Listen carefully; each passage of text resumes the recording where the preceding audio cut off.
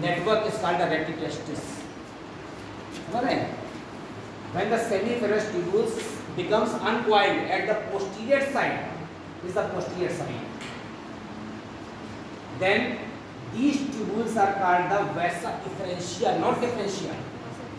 ठीक? तो vasa efferentia as well as uncoiled part of semiferous tubules make the retitestis. And ultimately from the retitestis, vas deferens, which is coiled at this part, which is called the epididymis. पहले coiled होता है तो उसे क्या कहते हैं? Epididymis कहते हैं. And epididymis is the elongation of the Wolffian duct.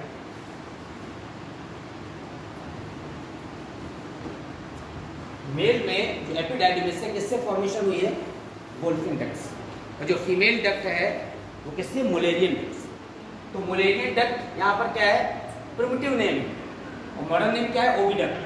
इसी तरह से यहाँ पर जो एपिडाइडिमिस है that is formed from the Wolffian duct.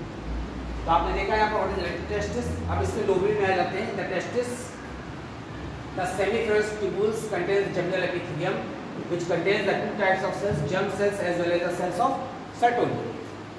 In the germ cells,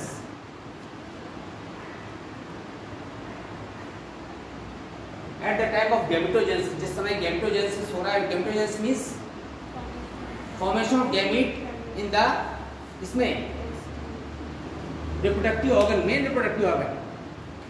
In the case of testis, this is called the spermatogenesis. क्या कहते हैं इसको? And in the ovum it is called the oogenesis. तो थोड़ा सा डिफरेंस है spermatogenesis and oogenesis. Spermatogenesis means शुक्राणुजनन, it takes place into the testis, as well as oogenesis means अंडाणुजनन, takes place in the ovum. तो spermatogenesis में the process of the formation of male gametes are the sperm from the germ cells is called the spermatogenesis. The spermatogenesis में there are three phases in the spermatogenesis. First phase is called the multiplication phase. Hindi में कहते हैं गुणन प्रावस्था. नाम सुना है आपने? क्या कहते हैं? गुणन प्रावस्था. Multiplication phase. Second phase is called the growth phase. Growth आपको पता है, वृद्धि प्रावस्था कहते हैं. Third phase is called the maturation phase. Hindi में कहते हैं परिपक्वन प्रावस्था. तो जो स्पर्मेटोजेनेसिस है वो तीन फेज में हो रही है. इसी तरह oogenesis भी होगी. अभी हम स्पर्मेटोजेनेसिस बता रहे हैं. Multiplication phase, growth phase and maturation phase. Multiplication phase में क्या होगा? जो हमारे primordial germ cells, germ cells को प्राइमोर्डियल का मतलब प्रारंभिक, तो जो प्राइमोर्डियल जर्म सेल्स हैं वो जर्म सेल्स लगातार माइटोटिक डिवीजन करती है. These are the primordial germ cells which is diploid in nature. This is the mitotic division.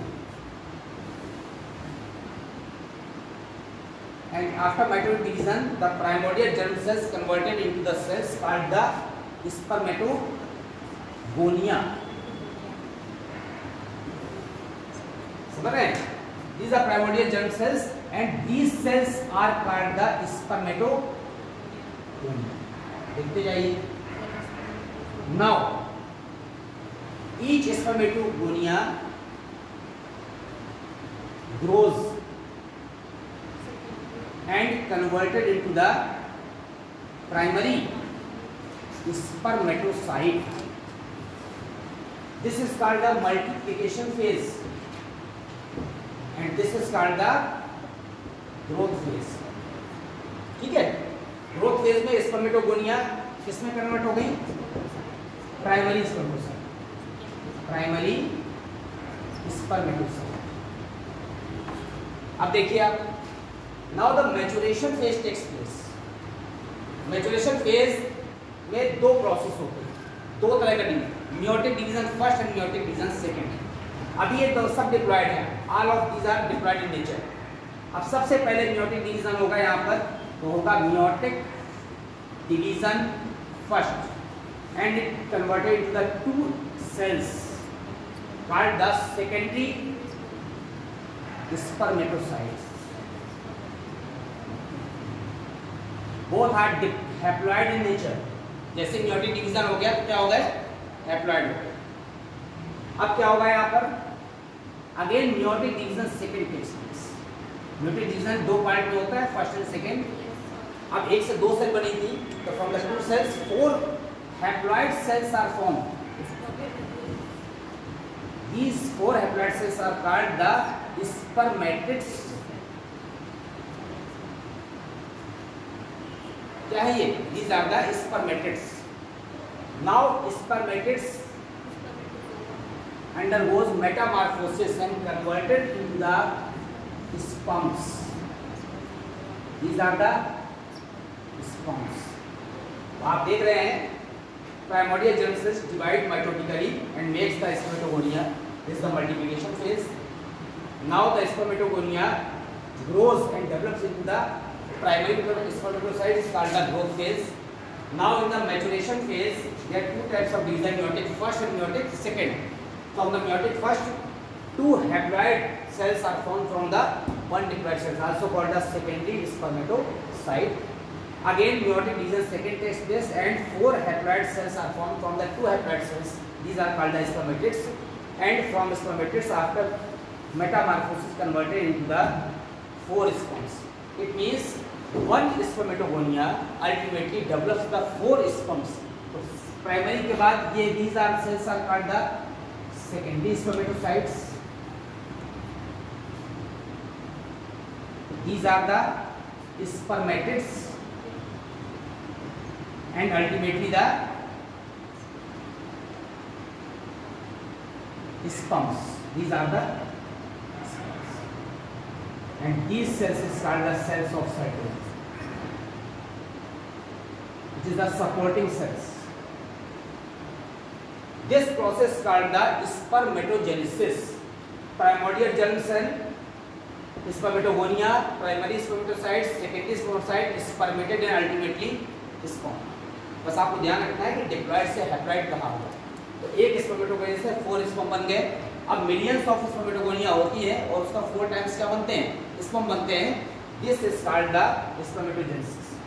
अब इस प्रोसेस में पूरे में आप देख रहे हैं मल्टीप्लिकेशन, ग्रोथ और मैच्योरेशन तीनों पार्ट आ रहे हैं। अब इसमें एक पार्ट आता है कहीं कहीं स्पर्मियोजेनेसिस या स्पर्मेटेलियोसिस। ये पूरा है स्पर्मेटोजेनेसिस, हिंदी में कहते हैं शुक्राणु जनन। This process when the spermatids are converted into the sperms, this is called the spermatogenesis, also called the spermiosis।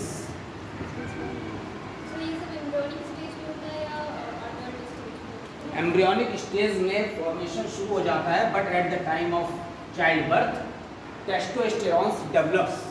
ठीक है, and at the childhood stage 2-3 साल से लेकर के 10-12 साल तक फिर से ये टेस्टोस्टेरोन का जो सीक्रेशन है क्या होता है, रुक जाता है। और आफ्टर 13-14 ईयर्स फिर से सीक्रेशन क्या होता है, शुरू होता है। तो फिर ये डेवलपमेंट शुरू हो जाता है। तो जो हमारा जो छोटा सा इन्फेंट है, चाइल्ड है, उसमें एम्ब्रियोनिक स्टेज में जब डेवलपमेंट होता है, उस कंडीशन में मेल रिप्रोडक्टिव ऑर्गन में testis as well as the secondary sexual organs are developed from the testosterone. फिर उसके बाद ये जो स्पर्मेटोजेनेसिस प्रोसेस है, ये होती है चाइल्डहुड स्टेज के बाद। तो ये चाइल्डहुड स्टेज में नहीं होती, पहले कर क्या बनते हैं, हमारे सेक्स ऑर्गन्स बनते हैं with the help of the testosterone. This process called the spermatogenesis, this process called the spermateliosis, also called the spermiogenesis. ठीक है, अभी हमने आपको पढ़ाया स्क्रोटम, एपिडाइडिमिस, टेस्टिस। अब इसके बाद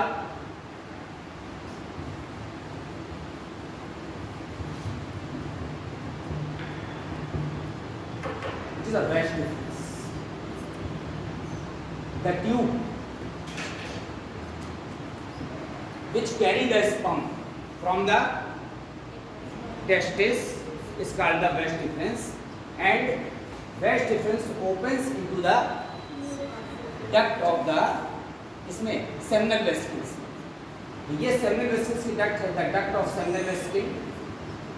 What is seminal vesicle? What is seminal vesicle? The main reproductive sex organ in the male is called the testis. ठीक है, except the testis, scrotum, vas deferens, seminal vesicle, prostate gland, Cowper gland, also called the bulbourethral gland. These are also the various types of gland which secrete the nutrition for the developing sperms. तो ये जो seminal vesicle की duct है, इस seminal vesicle की duct से दोनों मिलकर के तो क्या बनाएंगे हमको ejaculatory duct. The ejaculatory duct forms by the joining of the duct of the seminal vesicle as well as vesicles. Now the ejaculatory duct opens into the urethral passage. इसका कौन सा पैसेज आता है? Urethral passage आता है. Urethral passage as well as male का जो external genital organ है, also called the penis. This is the urethral passage.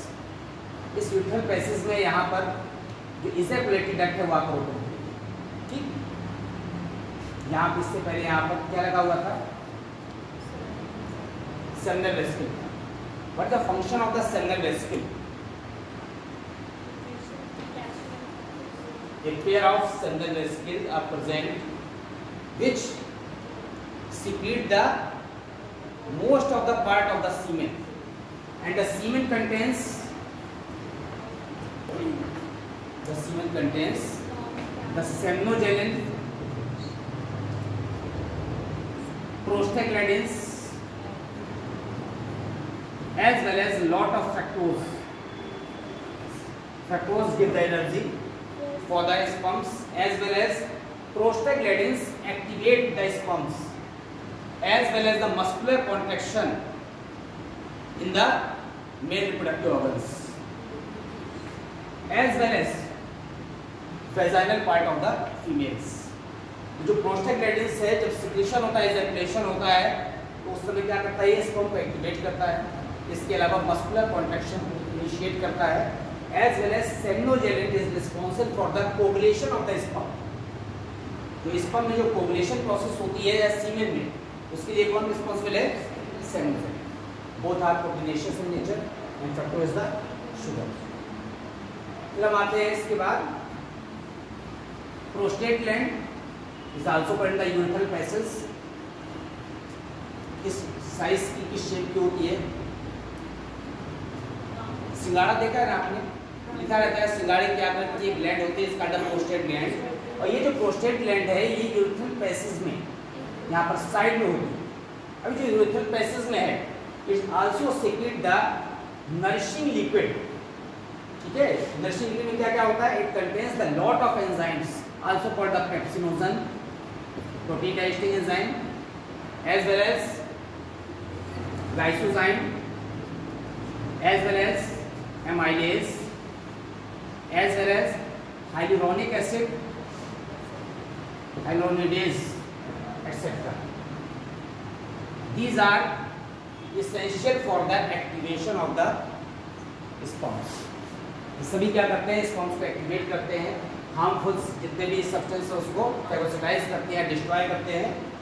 As well as Cowper glands are also present in nuclear process. Cowper gland also called the bulbourethral gland.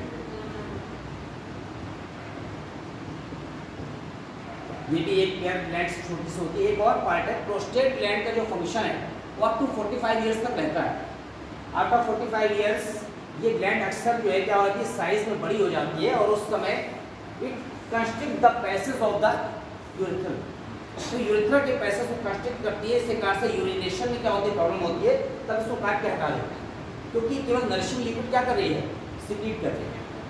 जो Cowper gland है is also the small gland which present the urethral passage. It secretes the liquid which neutralize the acidity in the urethral passage. जो हमारी urine होती है, urine हल्की acidic होती है, तो उसके एसिडिक नेचर को न्यूट्रलाइज करने के लिए कॉपर ग्लैंड लिक्विड सीक्रेट करती है ताकि स्पर्म क्या ना हो जाए, यहाँ पर डैमेज ना हो जाए. तो इसके लिए Cowper gland also bulbourethral glands. फिर हम आते हैं लास्ट पार्ट में which is the male external reproductive organ या copulatory organs called the penis. It is made up of 3 spongy cords. Main इसमें 3 स्पंजी कॉर्ड्स होते हैं। अब 3 पार्ट में डिफरेंशिएट है, रूट पेनिस है, बॉडी है, लास्ट का पार्ट कहलाता है यहाँ पर glans penis. The membrane which covers the glans penis is called the prepuce, also called the foreskin.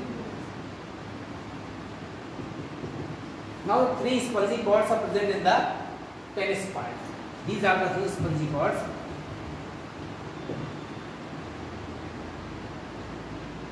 This is called the corpus cavernosa. 2 dorsal cords are called the corpus cavernosa,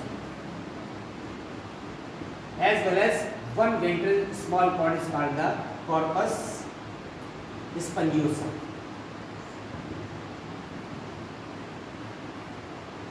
In the corpus cavernosa there is the deep artery is present. ये जो deep artery है इसी में blood circulation के through blood fill up हो जाता है, जिसके कारण से इसका साइज बढ़ जाता है और ये इरेक्ट हो जाता है। तो आप में जो पेनिस पार्ट है, जो ग्लांस पेनिस है, this the evagination of the corpus spongiosum. ये आपका ग्लांस पेनिस से आगे का जो टॉप पार्ट है, और इसमें जो यूरिनेशन पार्ट जो होता है, urination as well as erection of the penis is under the parasympathetic system. आपको पता है ऑटोनॉमिक नर्वस सिस्टम में 2 पार्ट थे, पैरासिम्पैथेटिक और सिम्पैथेटिक। तो urination and erection of the penis is under the control of the parasympathetic system, as well as the ejection of sperms is under the control of the sympathetic system. आपने पढ़ा है in the autonomic nervous system there are 2 parts, sympathetic and parasympathetic, and both works against each other.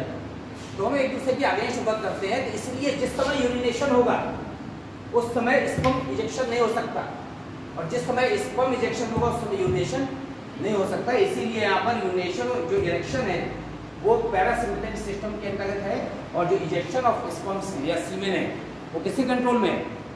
Sympathetic system में control. ठीक,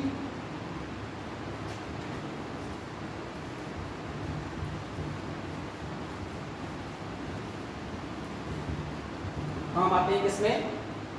female reproductive system. इसका male reproductive system हो गया। तो female reproductive system, the most important part of the female reproductive system is the ovary,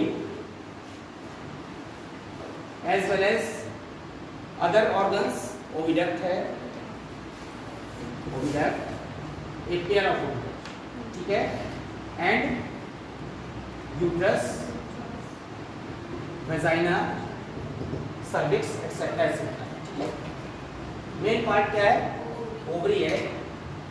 ovary Oval structure होती है, कहाँ present है? In the abdominal cavity present है।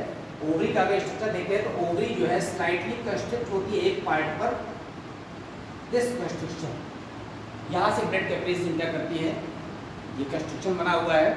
अब ओवरी में अगर बैठते हैं, is the Oval structure as well as ovary is connected to the abdominal cavity by the membrane is called the mesovarium. The membrane which connect the ovary to the abdominal cavity, इसके कारण से वो एक जगह क्या रहती है? Fix रहती है, नहीं तो क्या करती? जंप करती रहेगी। इस called the mesovarium. This is the ovary. Ovary is enveloped by the 3 membranes. 3 membranes चारों तरफ से covered है। outermost membrane is called the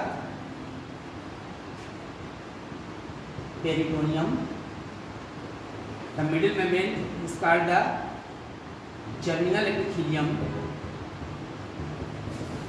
and the innermost membrane is called the tunica albuginea.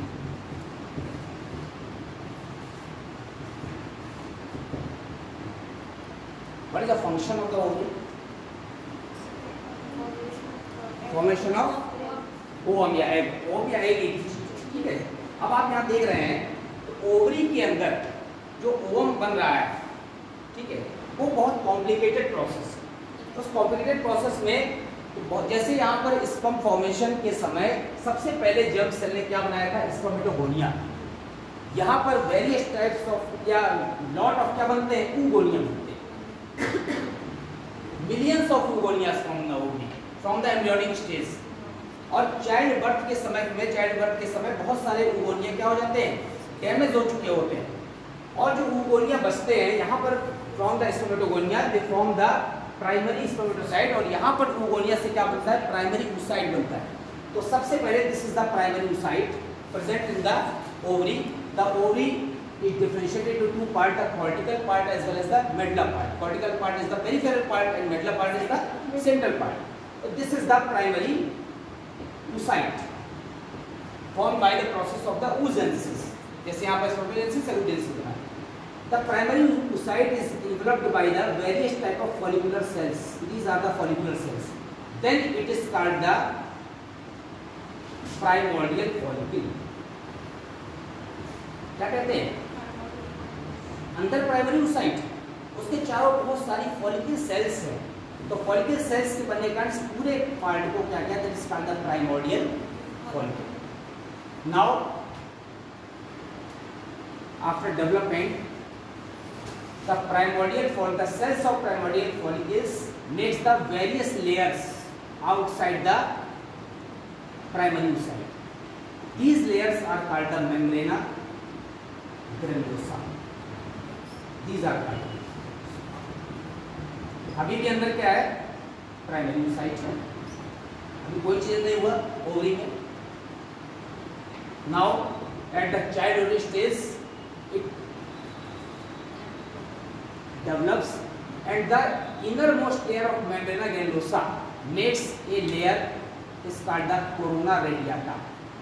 The innermost layer is called the corona radiata.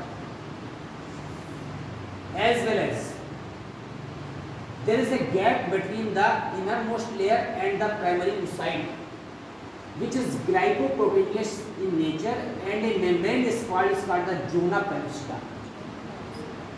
Zona pellucida is the layer which is formed between the corona radiata and the primary oocyte. तो अभी तक primary oocyte के बाहर जितनी भी 6 से 7 layers थी, that is all collectively called the membrana granulosa. The innermost membrane of the membrana granulosa is called the corona radiata, and the gap या the layer which present between the corona radiata as well as primary oocyte is called the zona pellucida. Zona माने zone area. अब देख रहे हैं आप धीरे धीरे growth होती है। Now it is called the primary follicle. Primordial follicle था, किसमें कन्वर्ट हुई, प्राइमरी फॉलिकल। नाउ अब प्राइमोर्डियल फॉलिकल से प्राइमरी में कन्वर्ट हुई, प्राइमरी के बाद थोड़ी सी ग्रोथ और हुई, ठीक है, चाइल्ड स्टेज में। अब यहाँ पर गोनेडोट्रोपिन हार्मोन धीमे धीमे क्या होने लगा, डेवलप होने लगा। चाइल्ड स्टेज के बाद जैसी प्यूबर्टी होगी 13-14 ईयर्स एज में, जैसे मेंस्ट्रुएशन साइकिल चाइल्ड्स में शुरू होती है गर्ल्स में, तो गोनेडोट्रोपिन हार्मोन सीक्रेट होता है। उस कंडीशन में ये जो कोरोना रेडियाटा बना है, जैसे इसका साइज बढ़ता है तब ये किसमें बदल जाती है, सेकेंडरी फॉलिकल में। तो सेकेंडरी फॉलिकल में कन्वर्ट होने से पहले आप देख रहे हैं यहाँ पर the outer most layer of मेम्ब्रेना granulosa, ये वाली लेयर है। इसके बाद सबसे बाहर जो लेयर होती है इस called the theca, and theca is differentiated into the theca externa and theca interna. तो अंदर की लेयर थीका इंटरना और बाहर की थीका एक्सटर्ना। और अंदर अभी क्या था, प्राइमरी oocyte था हमारा, देख रहे हैं, और प्राइमरी oocyte के बाद क्या था, जोना पेलुसिडा था। जोना पेलुसिडा के बाहर क्या था, कोरोना रेडियाटा था। Now there is a gap between the theca interna and corona radiata. This contains a liquid and this cavity is called the antrum. इस कैविटी का क्या नाम हुआ, एंट्रम। बड़ी हो गई cavity, now it is called the secondary follicle. Antrum cavity बन गई। अब ये साइज में और बड़ी होगी, यहाँ पर जब साइज बड़ी होगी तो ये जो हमारा अभी तक क्या था, प्राइमरी oocyte, जैसे ही गोनेडोट्रोपिन हार्मोन सीक्रेट होगा तो यहाँ पर मियोटिक डिवीजन फर्स्ट शुरू होगा। तो जैसे ही मियोटिक डिवीजन फर्स्ट हुआ था तो आपने देखा था यहाँ पर प्राइमरी oocyte किससे बदला था, सेकेंडरी में। तो यहाँ पर प्राइमरी oocyte किससे बदलेगा, सेकेंडरी oocyte में बदलेगा। तो इसके अंदर बनेगा सेकेंडरी oocyte। अब ये जोना पेलुसिडा है, ये कोरोना रेडियाटा है, ये एंट्रम कैविटी है, देख रहे हैं सारी चीजें सेम। और ये वाला जो पार्ट अटैच्ड है इससे, इस वाली कैविटी से, this is called the cumulus oophorus. The membranous cells या various type of cells which connect the secondary oocyte या which connect the zona pellucida to the cavity is called the cumulus ovarius. Now this enlarged structure is called the Graafian follicle.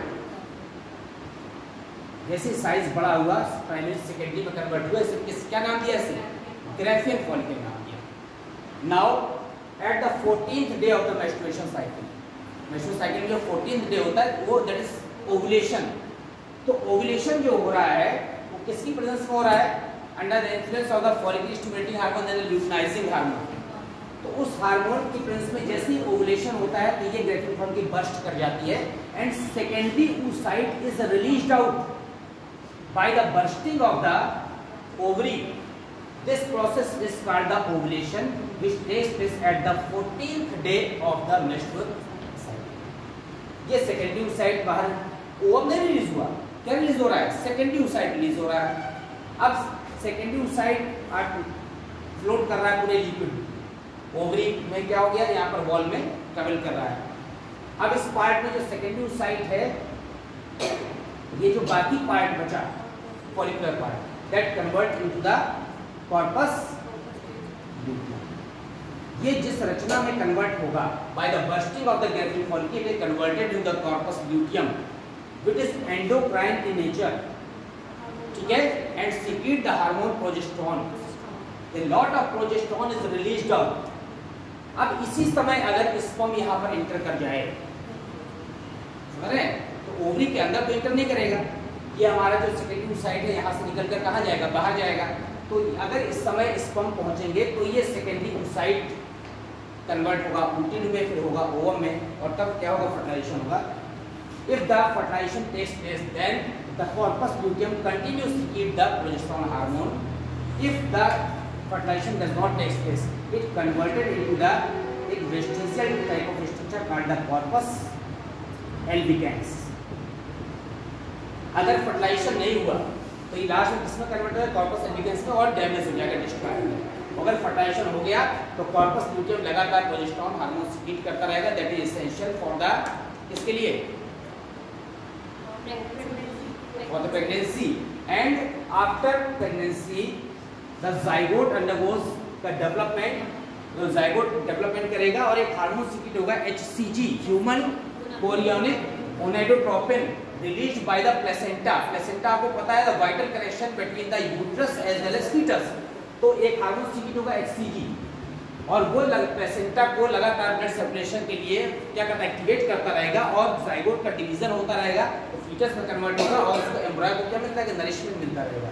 तो ये पूरा ovary का structure है. Ovary के बाद हम किसमें आते हैं, ओविडक्ट. अब इस प्रोसेस में हम गैमेटोजेनेसिस में साथ में पढ़ते चले, जैसे वहाँ पर टेस्टिस में हमने स्पर्मेटोजेनेसिस पढ़ लिया था. तो oogenesis प्रोसेस हो रहा है. तो oogenesis is the formation of the female gametes in the ovary. oogenesis में ओवरी में सबसे बाहर जो cell that is the primordial germ cell. इसी की तरह नाम है primordial germ cell. These are the diploid in natures, सब डिप्लॉयड है. अब इसमें ज्यादा mitotic division takes place. Due to the mitotic division this converted into the oogonia.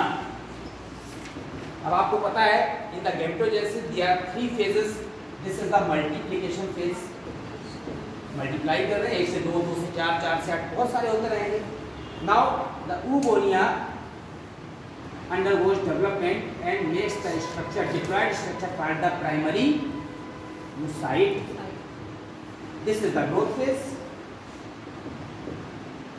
Now the maturation phase takes place. There is a slightly difference in the spermatogenesis and oogenesis. Primary oocyte, यहाँ पर meiotic division होगा. The meiotic division first. In the meiotic division first, primary oocyte is converted into 2 haploid structure. यहाँ पर भी 2 haploid है, तो नाम था secondary spermatocyte. तो यहाँ पर भी haploid structure convert होगा, but one cell is large and other cell is very very small. This is called the secondary oocyte, single, and maintains the chromosome number, which is called the first polar दो बननी चाहिए थी secondary side, meiotic division हुआ है तो दो side तो बनी, but one is very small called the polar body first and other is large called the secondary side. This is the meiotic division first. After the meiotic division second, अब केवल division कौन करेगा? Secondary side करेगा, polar body divide नहीं करेगी. Again one large cell as well as one very small cell is formed. The large cell is called the ooted and the very small cell is called the polar body second. Now the ootis is converted into the ovum after the development. आप देख रहे हैं यहाँ पर difference है, वहाँ पर spermatogenesis में अनइक्वल डिवीजन नहीं हो रहा था, इक्वल हो रहा था. तो एक oogonia से 4 स्पर्म बन रहे थे. Here one ovum is formed, one oogonia. तो एक oogonia से एक ovum बन रहा है, वहाँ पर एक स्पर्मेटोगोनिया से 4 स्पर्म बन रहे थे, 4 टाइम मल्टीप्लाई हो रहा था. यहाँ पर अनइक्वल डिवीजन हो रहा है, इसलिए पोलर बॉडी बन रही है. इसलिए पोलर बॉडी हमेशा किसमें पाई जाएगी? फीमेल में पाई जाएगी, क्योंकि यहाँ पर oogenesis में ही पोलर बॉडी बन रही है. तो ये जो ओवम का फॉर्मेशन हो रहा है, तो ओवम के साइज को मेंटेन रखने के लिए आप पूछते हैं कभी कभी कि why the polar body is form. तो आपको पता है कि ओवम या एग एक ही चीज है, इसका साइज बड़ा होना चाहिए so that the sperms can enter into the ovum. Sperm का साइज छोटा होता है, ओवम का बड़ा होता है, ताकि स्पर्म आसानी से इसमें एंटर कर सके और क्या कर सके? फर्टिलाइज कर सके इसको. तो for maintain the size of the ovum the unequal division takes place. तो ओवम के साइज को बड़ा रखने के लिए एज वेल एज उसमें क्या करने के लिए? योग की मात्रा को इंक्रीज करने के लिए. अगर इक्वल डिवीजन होता जाएगा तो योग क्या हो जाएगा? डिवाइड हो जाएगा. तो अंदर जो येलो मटेरियल होता है जिसका अर्थ है योग, तो योग के साइज को मेंटेन करने के लिए, योग के अमाउंट को और उसके साइज को मेंटेन करने के लिए अनइक्वल डिवीजन होता है. इसीलिए जो ओवम का साइज है कंपैरेटिवली स्पर्म को क्या होता है? It is a very large. This is called the oogenesis. हम देखते हैं, अगर ओवम हमने देखा, ओवम को एग भी कहते हैं. तो ओवम के आधार पर जो क्लासिफाई किया गया है एक्स को, वो 3 तरह से क्लासिफाई किया गया है. This is called the microlecithal eggs. Eggs means ovum. The eggs are classified into 3 categories on the amount of the yolk. किसके बेस पर? योग के. माइक्रोलेसिथल, मीसोलेसिथल एज वेल एज क्या हो जाएगा? मेगालेसिथल. माइक्रो माने स्मॉल, जहां पर योग की मात्रा क्या हो? It's a very less amount of yolk, also called the alecithal in human beings. Human beings में योग होता ही नहीं है. किसमें? ओवम में. एग में क्यों नहीं होता? Because the nutrition takes place from the placenta. हम लोग प्लेसेंटा होता है, प्लेसेंटा से क्या लेते हैं? न्यूट्रिशन फीटस लेता है, हम नहीं लेते हैं. जिन एनिमल्स में प्लेसेंटा डेवलप नहीं होता है उसमें योग की मात्रा अगर बहुत कम है तो microlecithal as well as alecithal eggs are found in the eutherians. Mammals में 3 कैटेगरी है, जैसे प्रोटोथेरिया, मेटाथेरिया एंड यूथेरिया. तो जो यूथेरिया मैमल्स हैं एज वेल एज क्या है यहाँ पर? एम्फिऑक्सस हैं. एम्फिऑक्सस किसमें आया था? सेफेलोपॉडिटा में. इसमें आते हैं microlecithal. Mesolecithal eggs, there is a medium amount of yolk is present in the amphibians band. Amphibian, diploid fish, etc. etc. Megalesthal egg, there's a large amount of yolk is present. ठीक है? अंडे खाते हैं ना? किसका egg होता है? Birds. तो जो रेप्टाइल्स और बर्ड्स हैं उसके जो एग्स होते हैं वो कैसे होते हैं? मेगालेस्थल. This is the division of the egg on the basis of the amount of yolk. माइक्रोलेस्थल, मीसोलेस्थल और मेगालेस्थल. अब अगर यहाँ पर अमाउंट के अलावा हम पोजीशन के हिसाब से क्या करते हैं? उसको कैटेगराइज करते हैं. द कैटेगरी ऑफ द, या कह सकते हैं डिवीजन ऑफ द ओवम या egg on the basis of the position of the yolk is called the isolecithal. Iso means equal.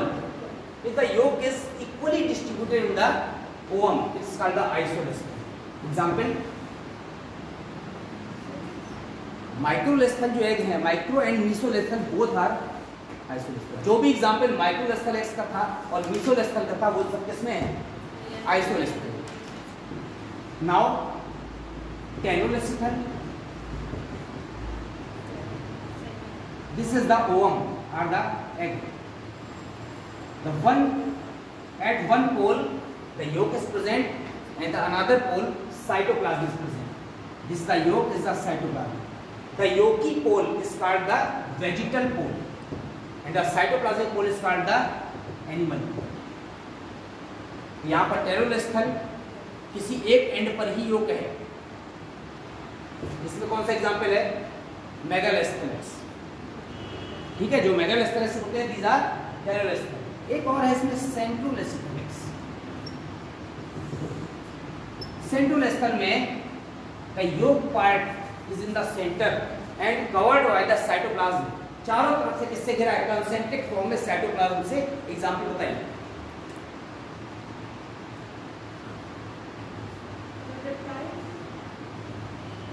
Arthropods जो इंसेक्ट्स होते हैं, उसके जैसे होते हैं, कैसे होते हैं? सेंट्रोलोस्थल होते हैं। ये जो डिवीजन है on the basis of position of the योग, ठीक है। पहले जो डिवीजन था on the basis of the amount of योग।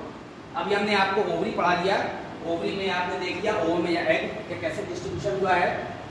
oogenesis प्रोसेस आपने पढ़ लिया। अब आते हैं किसमें?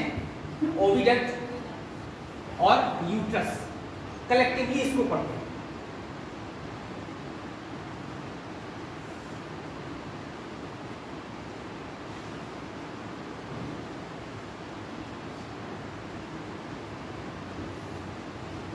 तो आपको स्ट्रक्चर नहीं बनाना है, फिर समझिए।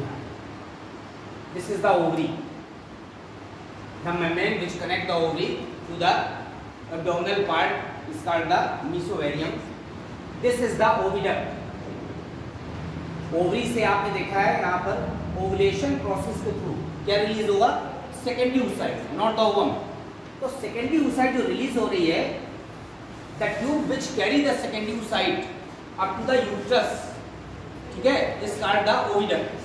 The proximal part of the oviduct is just like the funnel. जैसे मिट्टी का तेल डालते हैं ना, तो कीप आगे से चौड़ी होती है ताकि तेल यहाँ वहाँ ना भागे। तो आगे का पार्ट इसका प्रॉक्सिमल है, जिस called the proximal part, also called the infundibulum, ठीक है। फिल्ट्रेटेड फनल भी कहते हैं। ये वाला पार्ट हो गया। This is called the isthmus part. Isthmus part क्या है? Is the joining part of the filtrated funnel as well as the oviduct which opens into the uterus. यहीं पर क्या होता है? फर्टिलाइजेशन होता है। So it is also called the fertilisation tube, is also called the fallopian tube, also called the fertilization tube, also called the oviduct, also called the fallopian tube। सब अब यहाँ से सेकेंडरी oocyte रिलीज हुआ। This is secondary oocyte। Secondary oocyte इंटर्स into the oviduct और इस part से होकर के अभी बाद में फर्टिलाइजेशन देखेंगे क्या आ रहा है, स्पर्म आ रहा है। तो या तो स्पर्म इसमें आएगा, लेफ्ट ओविडक्ट में आएगा या राइट में आएगा, ये डिपेंड करता है। हर बार जो ओवरी से ओवुलेशन होता है, ओवुलेशन में सेकेंडरी oocyte रिलीज होती है, मेंस्ट्रुअल साइकिल के थ्रू जो बनते हैं वो अल्टरनेट होता है। एक बार लेफ्ट ओवरी सीक्रेट करती है, उसके बाद राइट ओवरी करती है। अब जब तक कि फर्टिलाइजेशन नहीं होता तब तक ओवरी क्या बनाती रहती है? लगातार उसकी प्राइमर्डियल फॉलिकल कन्वर्ट होकर ग्रो करके ग्रेफिन फॉलिकल में कन्वर्ट होगी। ग्रेफिन फॉलिकल किसमें कन्वर्ट करके क्या बनाएगी? यहाँ पर ओवुलेशन के थ्रू सेकेंडरी oocyte रिलीज करेगी और सेकेंडरी oocyte इसके अंदर इंटर करेगा। अब ओवरी के अंदर यहाँ पर लगातार जो है हार्मोन जो बन रहा है किस ग्लैंड से? कॉर्पस लुटियम से। वो सिक्रीशन करता रहेगा और उसके सिक्रीशन से यहाँ पर हार्मोन चेंज होता है। अब ये सेकेंडरी oocyte यहाँ पर जैसे स्पर्म पहुँचेगा, अब स्पर्म यहाँ पर पहुँचा तो फर्टिलाइजेशन प्रोसेस होगी। जो फर्टिलाइजेशन प्रोसेस है वो देखिए यहाँ पर आपको पता है, वो सिंपली सी डेफिनेशन होती है the fusion of the male and female gametes का द फर्टिलाइजेशन। तो जो फर्टिलाइजेशन है उस फर्टिलाइजेशन के कई स्टेप होते हैं। This is the secondary oocyte। अभी ये सेकेंडरी oocyte, अब इसमें सेकेंडरी oocyte के अंदर जो फॉलिकल्स हैं, उस फॉलिकल्स में क्या था? ज़ोना पेलुसिडा था। ज़ोना पेलुसिडा के बाद क्या था? कोरोना रेडिएटा था। तो आप देखिए यहाँ पर जो अब मैं शॉर्ट में लिया बना रहा हूँ, this is the corona radiata, this is the zona pellucida, this is the cell membrane. Secondary oocyte की खुद की भी सेल मेम्ब्रेन होगी and this is the vitelline membrane. योग के चारों जो कवरिंग है, this is vitelline membrane, corona radiata, zona pellucida, cell membrane and vitelline. जैसे स्पर्म यहाँ तक पहुँचता है, अभी स्पर्म का स्ट्रक्चर भी नहीं पढ़ा है, स्पर्म का स्ट्रक्चर ही पढ़ाएंगे। स्पर्म ये हेड पार्ट है, the head part contains the acrosome, the cap like structure, it release the enzyme called the acrosin as well as hyaluronidase, as well as neuraminidase। एक और एंजाइम होता है कौन सा? neuraminidase। These enzymes digest the upper two layers, corona radiata as well as, दोनों को क्या कर देते हैं? ये डैमेज कर देते हैं, पियर्स कर देते हैं। अब क्या बचा? Cell membrane as well as vitelline membrane. और ये था सेकेंडरी साइट, सेकेंडरी साइट है। सेकेंडरी साइट को नॉर्मली हम लोग ओवन कह देते हैं। जैसे यहाँ पर ये दोनों मेम्ब्रेन डैमेज हो जाएंगी तो cell membranes make the cone, cell membrane जो होगी makes the cone like structure, start the यहाँ पर प्रोजेक्शन। अब क्या होगा यहाँ पर? The outer most layer of the head of the sperm as well as cone membrane fuses with each other, or now the wetline membranes is become hard, so it is called the yolk membrane, also called the fertilization membrane। जैसे यहाँ पर fusion होगा, the fusion between the outermost cell membrane of the secondary oocyte या ovum as well as the head of the sperm, then the wetline membrane becomes hard and converted into the fertilization membrane। What is the function of the fertilization membrane? It prevents the polyspermy, the entry of the only one sperm into the ovum is called the monosperm। यानी एक sperm inter करता है, millions में होते हैं, float करते हुए phasor movement से जाते हैं, लेकिन एक इंटर करता है जिसका मोनोस्पर्म। अब कई स्पर्म अंदर ना चले जाए ओवम के अंदर, तो उसके लिए फर्टिलाइजेशन मेम्ब्रेन जो है क्या कर देती है? Prevents the polysperm. ये इतनी हार्ड हो जाती है कि अब कोई भी स्पर्म यहाँ तक आएगा तो वो इसको पियर्स करके अंदर नहीं जा पाएगा, इस पॉलीस्पर्म को क्या कर रहा है? रोक रहा है। इसके अलावा क्या होता है? The cell membrane of the secondary oocyte और the ovum, it is becomes fully permeable for the sodium ions. यही आपने कहाँ पढ़ा था? Nerve impulse conduction. ये सोडियम आयन के लिए फुल्ली परमेबल है कि lot of sodium ions enters into the cell membrane, तो बहुत सारे सोडियम अंदर आ जाएंगे due to which the electric potential changes of the cell membrane of the ovum। जिसके कारण से इलेक्ट्रिक पोटेंशियल का चेंज हो जाएगा, और जब इलेक्ट्रिक पोटेंशियल चेंज हो जाएगा तो it becomes impermeable for the entry of the other sperms। इसके कारण भी अदर स्पर्म्स की एंट्री रुक जाएगी। It means it also prevents the polysperm. और फिर मेल का हेड जो इंटर करेगा तो मेल और फीमेल जो दोनों का न्यूक्लियस फ्यूज कर जाएगा, उसका जो फॉर्मेशन हो जाएगा। ठीक, ये फॉर्मेशन हो गया।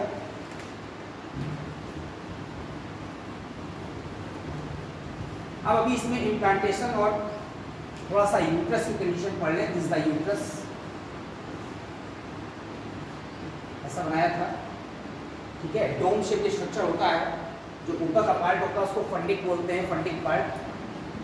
बीच का पार्ट को बॉडी बोलते हैं, और नीचे का पार्ट क्या कहलाता है? सर्विक्स कहलाता है। ये वाला जो पार्ट यहाँ, this is the cervical part. ये जिसकी मेम्ब्रेन होती है, हाईली वेस्कुलराइज्ड होती है, बहुत सारी ब्लड कैपिलरीज होती है, लगातार न्यूट्रिशन मिलता है, और बहुत थिक वॉल होती है। इसका the myometrium. Myometrium is the inner wall of the uterus, ठीक है। तो मायोमेट्रियम इसमें भी कई फॉर्म है, एक्सटर्नल इंटरनल। नॉर्मली आप समझ लीजिए the wall of the uterus.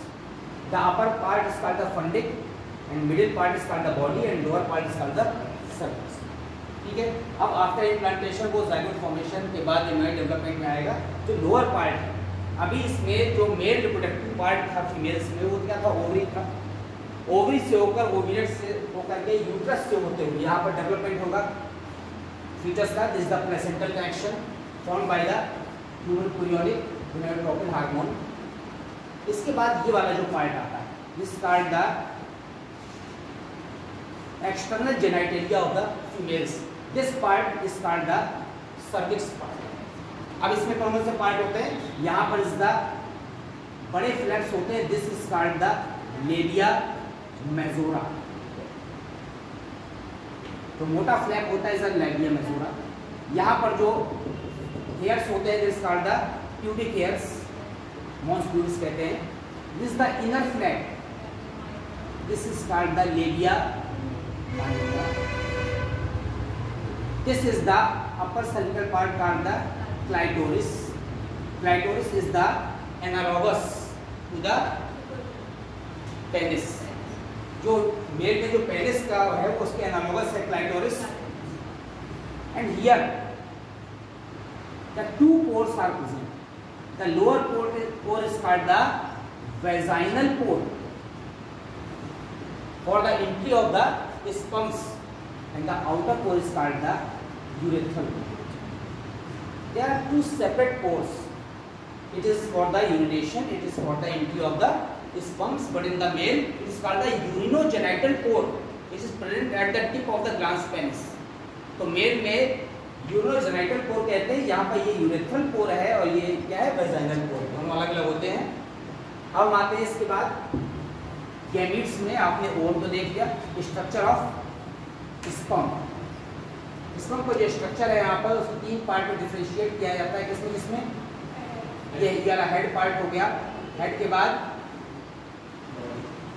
Middle part हो जाता है और मिडिल पार्ट के बाद ये this the acrosome cap present in the top of the head. ये पूरा हेड पार्ट हो गया।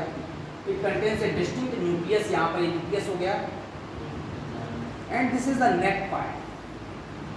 नेक contains the two centrioles. The upper centriole is called the proximal centriole, and this is called the distal centriole. What is the function of centriole? किसमें बेटा? थोड़ा